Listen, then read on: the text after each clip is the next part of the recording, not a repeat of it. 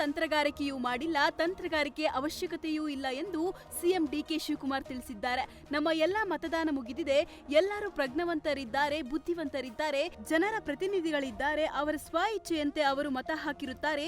ನಮ್ಮ ಎಂಎಲ್ಎಗಳ ಜೊತೆ ಕಾಲ ಕಳೆಯುತ್ತಾ ಕೂತಿದ್ದೆ, ಅದು ಬಿಟ್ರೆ ನಾವು ಯಾವುದೇ ತಂತ್ರಗಾರಿಕೆ ನಡೆಸಿಲ್ಲ. ಕ್ರಾಸ್ ವೋಟಿಂಗ್ ಯಾಕೆ ಆಗುತ್ತೆ? ಕ್ರಾಸ್ ವೋಟಿಂಗ್ ಆಗುವಂತಹ ಅವಶ್ಯಕತೆಯೇ ಇಲ್ಲ ಎಂದು ಡಿಕೆ ಶಿವಕುಮಾರ್ ತಿಳಿಸಿದ್ದಾರೆ.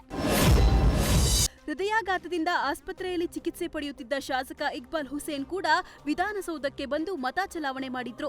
ಬಳಿಕ ಮಾತನಾಡಿದ ಇಕ್ಬಾಲ್ ಹುಸೇನ್, ಸದ್ಯ ಆರೋಗ್ಯವಾಗಿದ್ದೇನೆ, ದೇವರ ಮೇಲೆ ಭಾರ ಹಾಕಿದ್ದೇನೆ, ಆರಾಮಾಗಿ ಓಡಾಡ್ತಿದ್ದೇನೆ, ಚುನಾವಣೆ ಬಳಿಕ ಆಪರೇಷನ್ ಮಾಡಿಸೋಣ ಅಂತ ಸುಮ್ಮನಾಗಿದ್ದೆ, ಶನಿವಾರ ಭಾನುವಾರ ಸರ್ಜರಿ ನಡೆಯಲಿದೆ ಎಂದು ಹೇಳಿದ್ರು.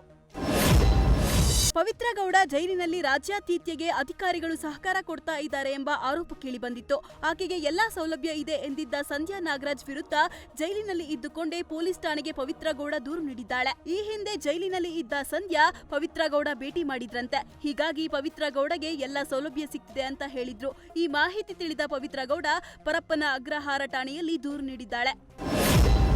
ಮೊಬೈಲ್ ಕೊಡದಿದ್ದಕ್ಕೆ ಅಪರಿಚಿತನನ್ನು ಕೊಲೆಗೈದ ಮಹಿಳೆಗೆ 7 ವರ್ಷ ಜೈಲು ಶಿಕ್ಷೆ ಪ್ರಕಟವಾಗಿದೆ. ಬೆಳಗಾವಿ ನಗರದ ಬಿಕೆ ಕಾಂಗ್ರಾಲಿ ನಿವಾಸಿ ಜಯಶ್ರೀ ಪವರ್ 2023ರ ಏಪ್ರಿಲ್ 30ರಂದು ಮಾರ್ಕೆಟ್ ಪೊಲೀಸ್ ಠಾಣಾ ವ್ಯಾಪ್ತಿಯಲ್ಲಿ ಸ್ನೇಹಿತನ ಜೊತೆ ಬೈಕ್ನಲ್ಲಿ ಹೋಗುವಾಗ ಅಡ್ಡಗಟ್ಟಿ ಕುಡಿದ ನಶೆಯಲ್ಲಿ ಮೊಬೈಲ್ ಕೇಳಿದ್ದಳು. ಈ ವೇಳೆ ಮೊಬೈಲ್ ಕೊಡಲು ನಿರಾಕರಿಸಿದ್ದಕ್ಕೆ ನಾಗರಾಜ್ ರಾಗಿ ಪಾಟೀಲ್ಗೆ ಚಾಕುವಿನಿಂದ ಇರಿದು ಹತ್ಯೆಗೈದಿದ್ದಳು. ಈ ಕುರಿತು ಮಾರ್ಕೆಟ್ ಪೊಲೀಸ್ ಠಾಣೆ ಪೊಲೀಸರು ಕೋರ್ಟ್ಗೆ ದೋಷಾರೋಪಣೆ ಸಲ್ಲಿಕೆ ಮಾಡಿತ್ತು.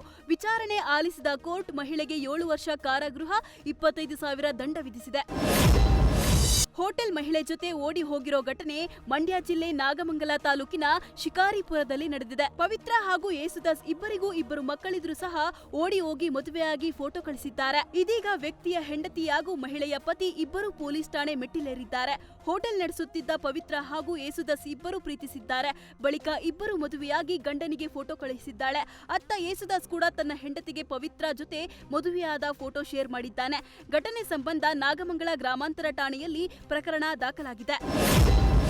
ಗಂಗಾವತಿಯ ಪಂಚಾಯತ್ ರಾಜ್ ಇಂಜಿನಿಯರಿಂಗ್ ವಿಭಾಗದ ಕಚೇರಿಯ ಮೇಲೆ ಲೋಕಾಯುಕ್ತ ಅಧಿಕಾರಿಗಳು ದಾಳಿ ನಡೆಸಿದ್ದಾರೆ. 2019-20ರಲ್ಲಿ ನರೇಗಾ ಯೋಜನೆಯಡಿ ಕೈಗೊಂಡ ಕಾಮಗಾರಿಯಲ್ಲಿ ಬೋಗಸ್ ಬಿಲ್ ಸೃಷ್ಟಿಸಿ ಹಣ ಎತ್ತುವಳಿ ಆರೋಪದ ಕುರಿತು ಕೊಪ್ಪಳ ಲೋಕಾಯುಕ್ತ ಕಚೇರಿಗೆ ದೂರು ಸಲ್ಲಿಕೆಯಾಗಿತ್ತು. ಈ ಹಿನ್ನೆಲೆ ಲೋಕಾಯುಕ್ತ ಅಧಿಕಾರಿಗಳು ಕೋರ್ಟ್ನಿಂದ ಅನುಮತಿ ಪಡೆದು ಪಿಆರ್ಇಡಿ ಉಪವಿಭಾಗದ ಕಚೇರಿಯ ಮೇಲೆ ದಾಳಿ ನಡೆಸಿದ್ದಾರೆ. ಇನ್ನು ಗಂಗಾವತಿ ಕಚೇರಿಯಲ್ಲೂ ಹಾಗೂ ಪಂಚಾಯತ್ ರಾಜ್ ಇಂಜಿನಿಯರಿಂಗ್ ವಿಭಾಗದ AEE Shivakumar Nayak, JE Pallavi, AE Vijayakumar, EE Satyapara ಮನೆಗಳಲ್ಲೂ ಕಡತಗಳ ಪರಿಶೀಲನೆ ನಡೆಯುತ್ತಿದೆ.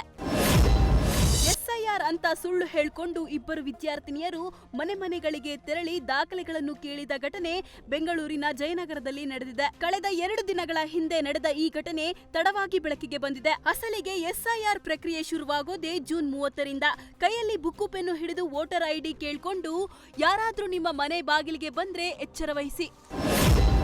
ಬೆಂಗಳೂರಲ್ಲಿ ಡಿವೈಎಸ್ಪಿ ವಿರುದ್ಧ ಲಂಚಕ್ಕೆ ಬೇಡಿಕೆ ಇಟ್ಟ ಆರೋಪಕ್ಕೆ ಡಿವೈಎಸ್ಪಿ ಮಹೇಶ್ವರಗೌಡ ವಿರುದ್ಧ ಲೋಕಾಯುಕ್ತದಲ್ಲಿ ಎಫ್ಐಆರ್ ದಾಖಲಾಗಿದೆ. ಆರ್ಆರ್ ನಗರದಲ್ಲಿ ನಡೆದ ಜಗಳ ಸಂಬಂಧ ಸುಕನ್ಯಾ ಎಂಬ ಮಹಿಳೆ ಸೇರಿ 19 ಮಂದಿ ಮೇಲೆ ಅಟ್ರಾಸಿಟಿ ದಾಖಲಾಗಿತ್ತು. ಇತ್ತೀಚೆಗೆ ಡಿಸಿಆರ್ಇಯಿಂದ ಸಿಐಡಿಗೆ ವರ್ಗಾವಣೆಗೊಂಡಿರೋ ಮಹೇಶ್ ಗೌಡ ಅಟ್ರಾಸಿಟಿ ಕೇಸ್ನಲ್ಲಿ ಬಿ ರಿಪೋರ್ಟ್ ಹಾಕಲು ಲಂಚಕ್ಕೆ ಬೇಡಿಕೆ ಇಟ್ಟಿದ್ರು. ಈ ಬಗ್ಗೆ ರಾಜ್ಯ ಪೊಲೀಸ್ ಮಹಾನಿರ್ದೇಶಕರು, ನಗರ ಪೊಲೀಸ್ ಆಯುಕ್ತರು ಹಾಗೂ ಲೋಕಾಯುಕ್ತಕ್ಕೆ ಮಹಿಳೆ ದೂರು ನೀಡಿದ್ರು. ಮಹಿಳೆ ದೂರಿನ ಮೇಲೆ ಲೋಕಾಯುಕ್ತದಲ್ಲಿ ಮಹೇಶ್ವರಗೌಡ ಜೊತೆ ಕಾನ್ಸ್ಟೇಬಲ್ ಬಸವರಾಜು ಮೇಲೂ ಎಫ್ಐಆರ್ ದಾಖಲಾಗಿದೆ. ಟೋಲ್ಗಳಲ್ಲಿ ರೈತರ ವಾಹನಗಳಿಗೆ ಸುಂಕ ನಿಲ್ಲಿಸಬೇಕೆಂದು ಆಗ್ರಹಿಸಿ ಜೂನ್ 23ಕ್ಕೆ ರಾಜ್ಯದಾದ್ಯಂತ ಟೋಲ್ ಬಂದ್ಗೆ ಕರೆ ನೀಡಲಾಗಿದೆ. ಮಂಡ್ಯದಲ್ಲಿ ರಾಜ್ಯ ಕಬ್ಬು ಬೆಳೆಗಾರರ ಸಂಘದ ಅಧ್ಯಕ್ಷ ಕುರುಬೂರು ಶಾಂತಕುಮಾರ್ ಬಂದ್ಗೆ ಕರೆ ನೀಡಿದ್ದಾರೆ. ಕಬ್ಬು, ತರಕಾರಿ, ಹಣ್ಣು ತುಂಬಿದ ವಾಹನಗಳ ಮೇಲೆ ಟೋಲ್ ಶುಲ್ಕ ಹಾಕಲಾಗುತ್ತಿದೆ. ಇದರಿಂದ ರೈತರ ಮೇಲೆ ಆರ್ಥಿಕ ಹೊರೆ ಬೀಳುತ್ತಿದೆ. ಪಂಜಾಬ್ ಮಾದರಿಯಲ್ಲಿ ಸುಂಕ ವಸೂಲಿ ಮಾಡಬೇಕು, ರೈತರಿಗೆ ಸಂಪೂರ್ಣ ಟೋಲ್ ವಿನಾಯಿತಿ ನೀಡಬೇಕು ಎಂದು ಆಗ್ರಹಿಸಿ ಮಂಡ್ಯದ ಬೆಂಗಳೂರು ಮೈಸೂರು ಎಕ್ಸ್‌ಪ್ರೆಸ್ ವೇಣಾವೆಣಂಕೂರು ಟೋಲ್ನಲ್ಲಿ ಬಂದ್ಗೆ ರೈತರು ಪ್ಲಾನ್ ಮಾಡಿಕೊಂಡಿದ್ದಾರೆ.